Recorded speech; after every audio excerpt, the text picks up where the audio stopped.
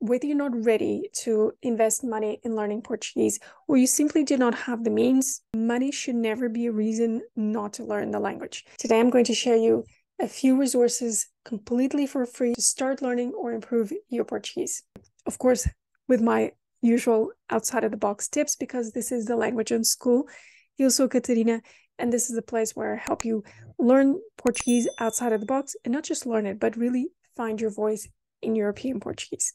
So the very first thing you can do even before you start learning the language, and imagine you've never even heard any sound of European Portuguese. Well, actually you just did, because I just said a word, but anyway, one thing you can do is look up online or at a physical bookstore, if you are in Portugal, for grammar European Portuguese. You Google it, and then whatever you find, you look at the index. A lot of websites like Amazon, but others as well, will give you access to the first few pages. So the index will show you what points, grammar points, you're going to be covered.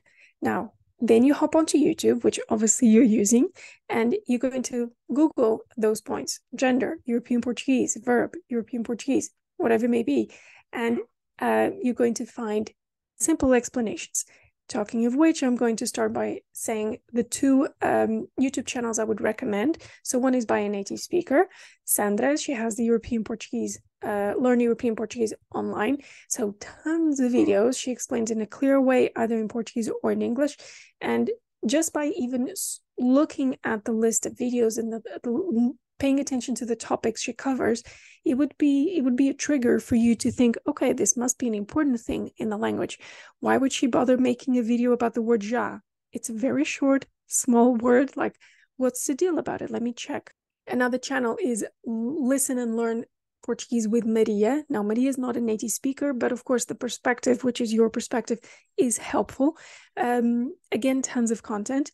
The only thing I would be mindful about is the pronunciation bit. So she will tell you how to pronounce a sound, and she will tell you correctly, this is what you do with your tongue and touch the teeth here and there.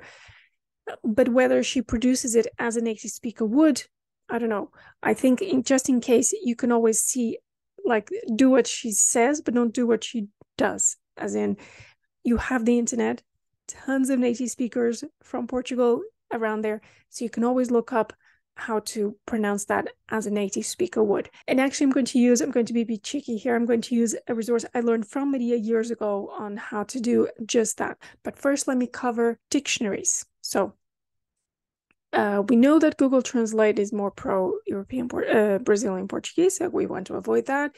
DeepL is a good option, but we're talking about bilingual dictionaries, right? The easy dictionaries. Certainly in the beginning, we want that. But let's face it, European Portuguese or Portuguese in general, and English at least, have a lot of words in common. They're called cognates. So if you recognize what those words are, again, you can look up a video. Even there's blog posts on this, what cognates are. So every word ending in yon in English will be intention, intenção in Portuguese. So you will start noticing the patterns, and then you will soon realize you know more words than you thought you did. So that means you actually could jump into a monolingual dictionary, and the one I recommend, and I'm going to be using this resource quite a bit, is Infopedia. Now that belongs to Porto Editora, and I'll show you an oldie of mine. Dictionary from school, from when I was probably fourth grade or so, with those times that you would write your name on the side of the book. Even a verb dictionary. You get not only the word, but you get examples as well. So how to put that word, how to actually use that word is obviously a good thing. If, just in case, you find that the word is still incomprehensible, you can use ChatGPT. I actually have a whole video on possible uses of this AI tool to learn Portuguese.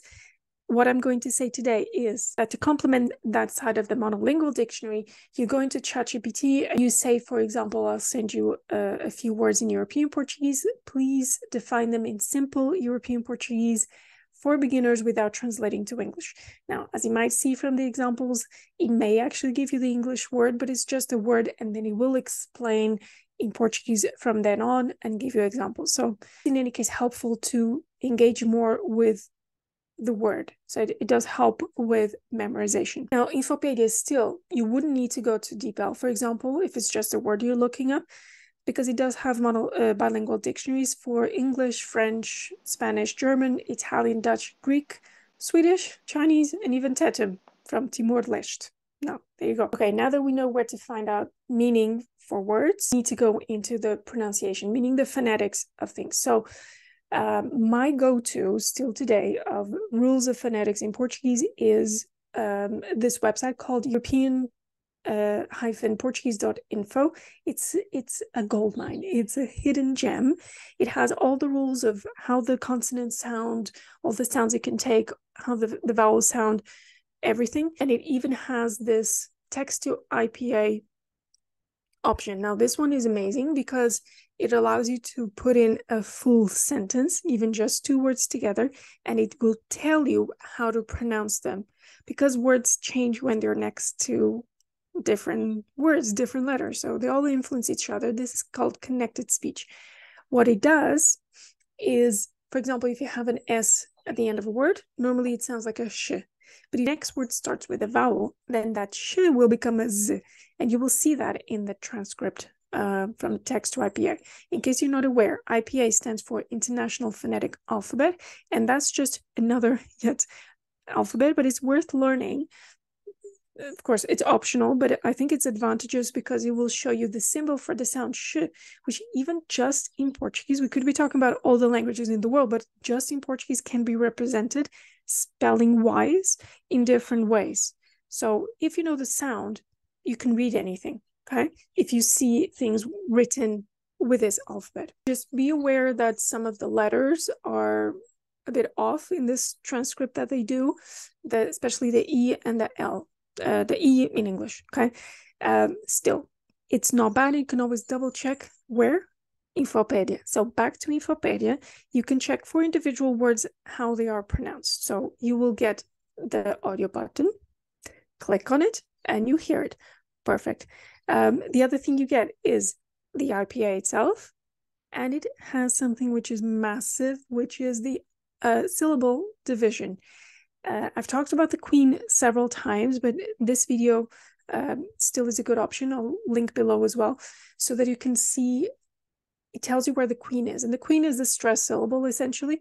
And the indicator phonetically is the hyphen or so. There will always be an indication that this is where the stress is. That's where the Queen is hiding. Number one, back to connected speech. So when my unschoolers doubt me of when I say, no, but this is how we pronounce it. You have como é que, but we pronounce comek.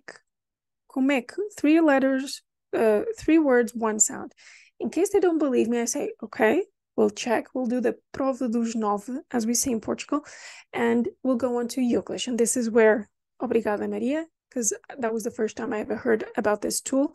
But there are different ways of using it, okay? My way, I have 2 major ways of using it. The first one is you go onto English, which essentially just takes videos from YouTube that have captions. You need to select the language, in this case Portuguese. You select PT, so for European Portuguese results. Mind you, we will always, sometimes it will pick up some Brazilian results, but that's what it is. That's why it's good to recognize the differences.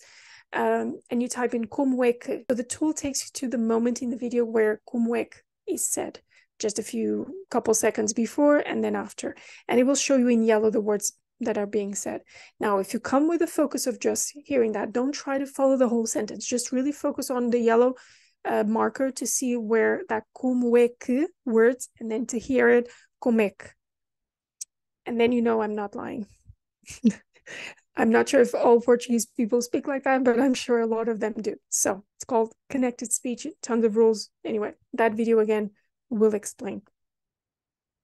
The other way I like to use Youglish is, for example, in terms of minimal pairs or sounds that people tend to mix up. So the closed E, not the closed E, the mute E, and the closed A, tend to be not heard. English native speakers especially, they do not hear a difference. So how do you help them? You can have tons of exercises, but the more you hear, the better. And if you do this one after the other, really helps. So you go into English, same idea, and you put in the word or the verb leva, and you're going to hear, I don't know, 10 results where different people are saying leva, leva, leva, leva, leva. And then you do the same for lava. And then you have lava, lava, lava, lava, lava. And you go, I get it. Now I get it. If you still didn't get it, do it again. But these essentially are minimal pairs. So in English, you have bed, bed, leave, live. Same idea. You need to work on training your ears for those sound differences, which are small and may not even exist to you initially. But the more you hear, the more you can identify them. The moment you can identify them, it's for sure you can then pronounce them. So for that matter, I have a free course for using minimal pairs alone. Initially, you hear them side by side, like pais, país, and then you have lots of exercises to train your ears. And I'll leave a link again for that below. Now, as much as you might want to avoid verb conjugation and stay in the present, that's not a good idea because sooner or later you're going to have to face the past. Now, joke aside, verbs, you will have to have a resource to check verb conjugation.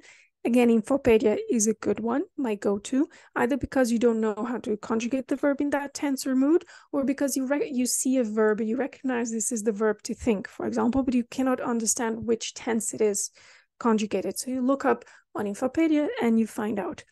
Simple as that. If you want to do some games, right, these days with the apps that help, so you can look up in Conjuguemos, that it has fun games for that. Infopedia itself has a game section called Jogos in Portuguese. The verbs are a bit boring, I must say, but then you also have spelling games, you have antonyms and synonyms, and even translation. So you can always look it up and see if you find it entertaining. Okay, phrases. Initially, everyone wants to, either because you're still a tourist in Portuguese or you just landed and you want to be able to survive and ask, where's the bathroom? Please, may I, or can you help me? So those phrases, there are, of course, tons of resources for that. But since we are in Infopedia, why not look up if they have them? And the answer, of course, is they do. They have what they call a conversation guide, and you can choose from an English perspective or Portuguese perspective.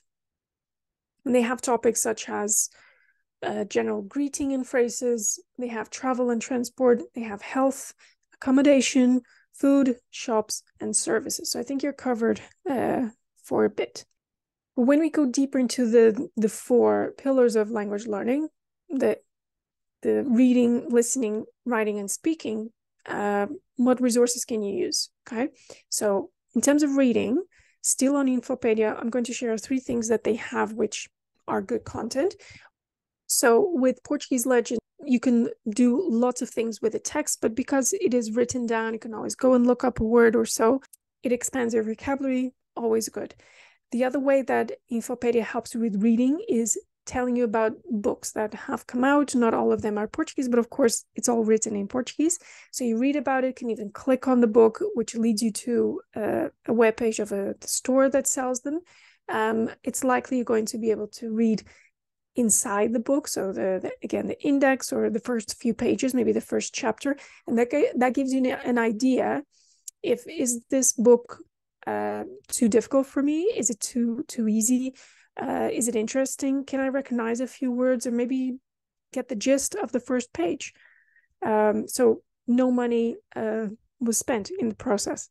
And they also have a section on authors. This is a really cool reading exercise because it's all in the past tense, because it's sort of a bio all in the past tense. So a great way for you to start noticing the patterns. And language learning is all about recognizing patterns. You get to notice, if you come with that focus in mind, you get to notice the ending of the verbs conjugated always in that way, because you're talking about he did, he went, he whatever. And that's when your grammar improves overall. Okay, we covered about one form of input, that is reading, but then you also have spoken Portuguese, and that's, in terms of input, is called listening. So one way of tackling listening is, for example, finding text-to-speech technology. So AI is getting better and better at that. DeepL has very good text-to-speech technology. But there's one that maybe you haven't heard of, which is even better. So it's called Mic Monster. If you go to the main page, it will have you'll have to pay for one of the plans they have. But if you click on this specific link, it gets you there somehow. It's a bit of magic. So I have an example of a sentence that is very weird, but it's just what I came up because it has a lot of things in terms of connected speech that happens. And even though the voice will always be a bit robotic, and you can even change the speed, it does liaise things in a natural way that sometimes even textbooks will not. So this is the sentence, and you can even then download the audio. As aves azuis que eu comprei há anos atrás estão a acabar. And you see it's not bad. So I would say it, you can compare with me. So I would say, as aves azuis que eu comprei há anos atrás estão a acabar.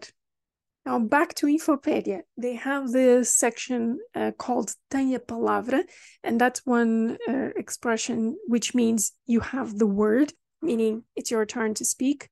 And they ask different people, famous people in Portugal, their favorite word, what they think is the word of the day, the year for humanity. It's usually the same kind of questions. You see the question written down, you can stop the video, go and look up what it means. And then you go back, some more listening practice from native speakers. And that leads me to say, I always advise people to, at some point when you're used to certainly one voice, but you would recreate that. You would have that if you were taking a course, but still, if you focus on one voice for a long time and a native in a natural setting, your listening is bound to improve.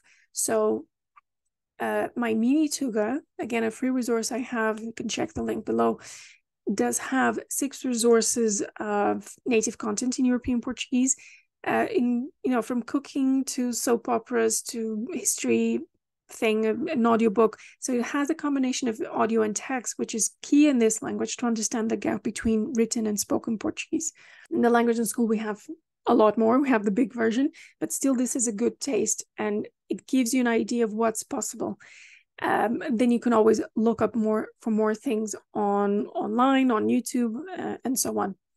If you feel a bit more daring and you want to not have to rely on text, so really just train your ears further than those minimal pairs, which are just 2 words side by side, but full sentences without the crutch that text can be, you can try, again, free resource I have, the mini start, and that's essentially 3 videos where I'm telling stories that are not ordinary, because you don't want ordinary. We do not remember the ordinary.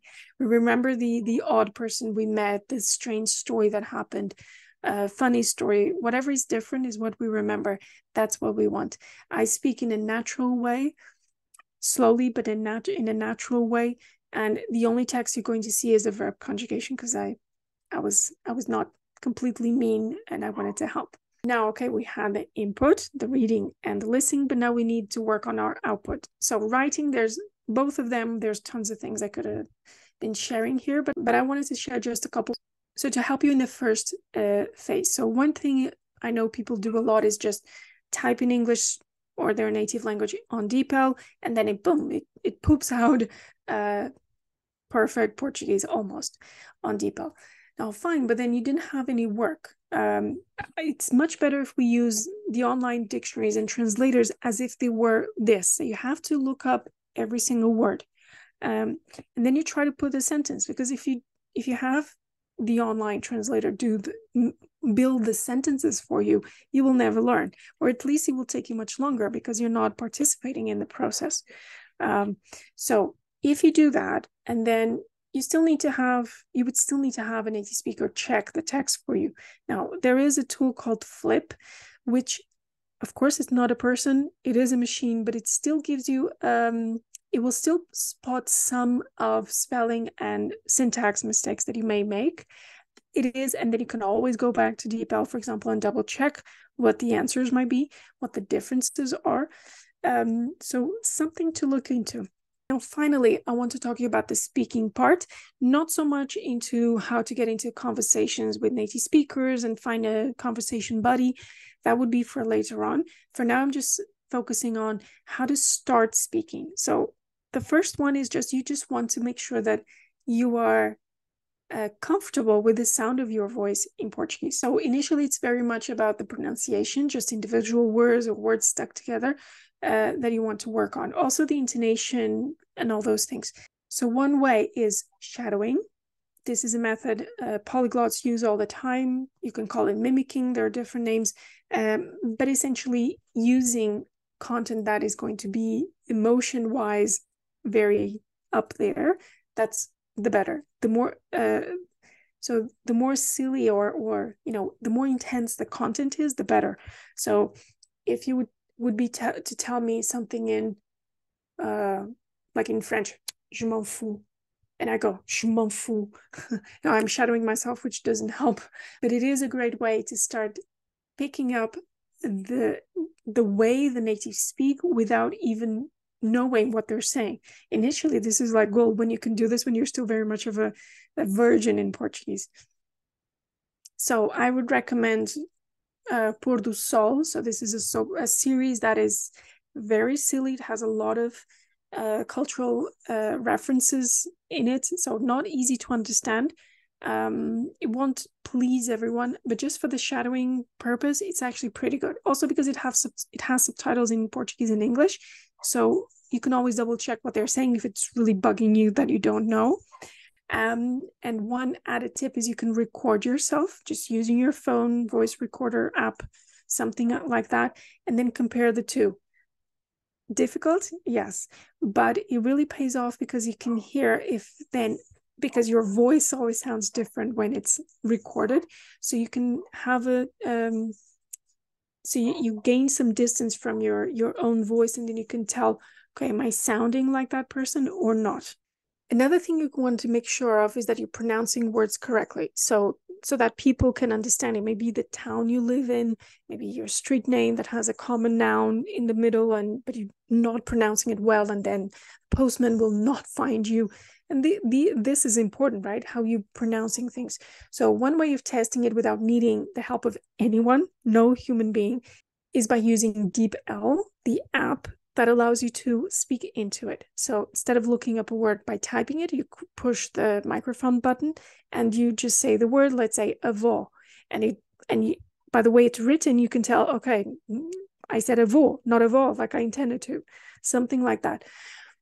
A similar way of doing this, but then on your computer, is by using Microsoft Word. Again, if you use Microsoft, and you just dictate. At the top bar, you have the dictate function, and you select the language, of course, make sure that it's European Portuguese, and then you speak into Microsoft Word, and maybe not even just a word, but even a full sentence, to see if it types in exactly what you intended to say.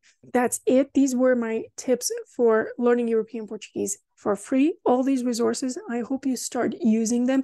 If you know of any other resources, let me know in the comments. And don't forget to check in the description some of the resources I mentioned today, and have fun. Até a próxima.